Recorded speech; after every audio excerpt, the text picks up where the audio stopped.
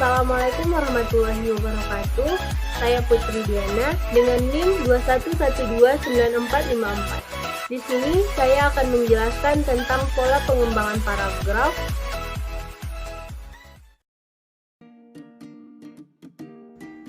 Baiklah, untuk pembahasan pertama, saya akan menjelaskan tentang apa itu pola pengembangan paragraf.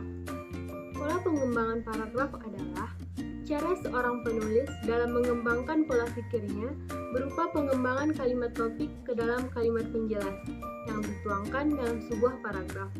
Menurut pendapat lain, pola pengembangan paragraf adalah suatu penalaran atau pemikiran yang mengumpulkan suatu data untuk menarik suatu kesimpulan. Selanjutnya, saya membahas tentang macam-macam pola pengembangan paragraf. Yang pertama yaitu pola pengembangan kronologis, yaitu kejadian yang memperhatikan urutan waktu, lokasi, dan peristiwa secara runtut dari awal hingga akhir dengan tidak meloncat-loncat. Yang kedua yaitu pola pengembangan ruang, yaitu pengembangan paragraf dengan menitik beratkan pada pendeskripsian kondisi, bentuk, dan letak objek yang diamati. Bisa saja menceritakan sesuatu dengan tidak runtut, namun susunannya tetap indah. Yang ketiga yaitu pola pengembangan logis, yaitu didasarkan pada dialektika berpikir. Kelogisannya meliputi materi yang dapat dicerna dan diterima oleh akal sehat. Cara penyampaiannya yang sesuai dengan urutan yang sebenarnya. Untuk contoh dari pola pengembangan kronologis, pola pengembangan ruang, dan pola pengembangan logis dapat dicek di sini. Pertama, contoh dari pola perkembangan kronologis. Pertama, suhu sekitar akan naik dan mata air di sekitar akan menjadi kering. Lalu, suara gemuruh akan terdengar dari gunung, kadang disertai dengan getaran atau gempa vulkanik.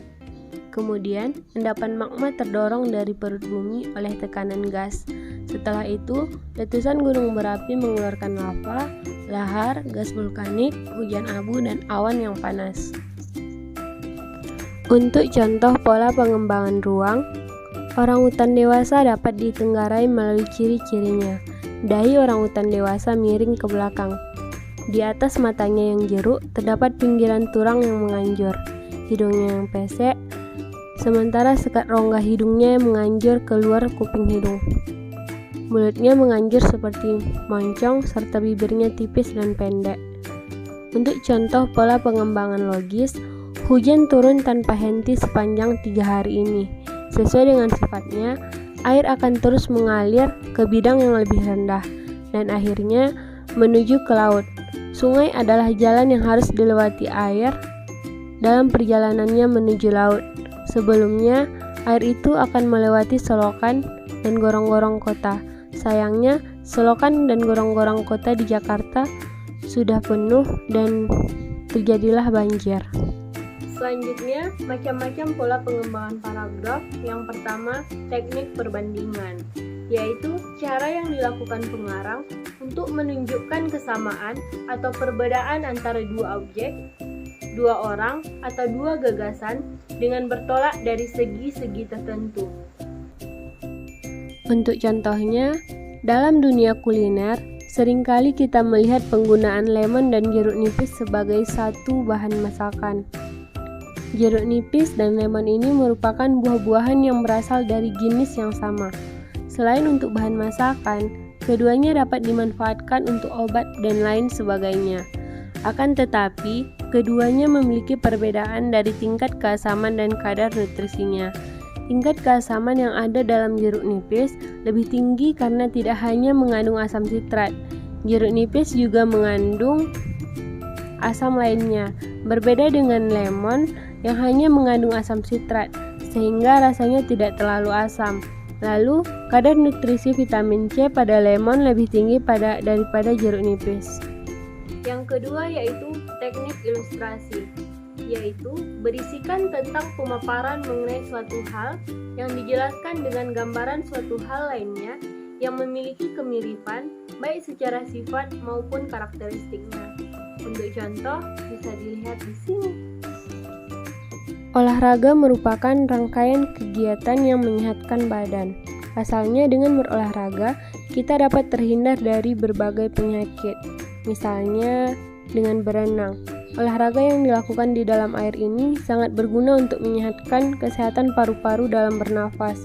Selain itu, semua jenis olahraga dapat menyehatkan badan. Yang ketiga, teknik klasifikasi, yaitu topik utamanya dikembangkan dengan mengelompokkannya ke beberapa kelompok berdasarkan sifat atau ciri-ciri tertentu. Biasanya menggunakan kata digolongkan, dibagi, dibedakan, dikelompokkan, dan sebagainya. Untuk contohnya, dalam kehidupan sehari-hari, manusia bekerja dan berusaha untuk memenuhi kebutuhan hidupnya. Kebutuhan hidup manusia diklasifikasikan ke dalam 3 jenis, diantaranya kebutuhan primer, sekunder, dan tersier. Yang keempat, teknik definisi. Digunakan apabila seorang penulis bermaksud menjelaskan suatu istilah yang mengandung konsep agar pembaca memperoleh pengertian yang jelas dan mapan mengenai suatu hal. Contohnya, reboisasi adalah upaya penanggulangan terhadap hutan yang telah rusak dengan cara menanamnya kembali dengan bibit-bibit pohon yang baru. Reboisasi juga merupakan tindakan yang dilakukan setelah terjadinya kerusakan hutan karena aktivitas penebangan pohon dan pembakaran hutan. Upaya ini dilakukan untuk dapat memulihkan fungsi hutan yang telah hilang karena kerusakan yang telah disebutkan tadi. Yang kelima yaitu teknik analogi, yaitu membandingkan sesuatu yang tidak atau kurang dikenal dengan sesuatu yang dikenal baik oleh umum. Tujuannya adalah untuk menjelaskan informasi yang kurang dikenal. Untuk contoh, mendidik anak sama seperti merawat sebuah tanaman. Dalam merawat tanaman, kita mesti merawat mereka secara telaten dan sabar, sehingga tanaman yang kita rawat bisa tumbuh dengan semestinya. Begitu juga dengan mendidik anak, perlu adanya ketelatenan dan kesabaran ekstra agar mereka dapat bertumbuh dengan semestinya. Oleh karena itu, kita harus mendidik anak kita dengan telaten dan sabar, seperti halnya kita merawat tanaman. Untuk yang keenam, teknik sebab akibat atau teknik akibat sebab. Di sini menjelaskan tentang rincian sebab yang berupa akibat dari suatu permasalahan tersebut. Sebab dapat berfungsi sebagai pikiran utama dan akibat sebagai pikiran penjelas, atau dapat juga sebaliknya. Contohnya, Raisa sangat suka sekali makan. Seringkali ia makan lebih dari 3 kali dalam sehari. Ia juga sangat suka jajan dan mengkonsumsi cemilan. Ia tidak bisa mengendalikan nafsu makannya yang berlebihan. Ketika sedang santai atau melakukan aktivitas, pasti ia selingi dengan makan cemilan. Setelah banyak makan dan kenyang, ia seringkali tertidur pulas. Karena kebiasaan makan yang di luar kontrol tersebut, kini berat badannya telah mencapai 80 kg yang usianya masih 16 tahun. Yang ketujuh yaitu teknik pemberian contoh.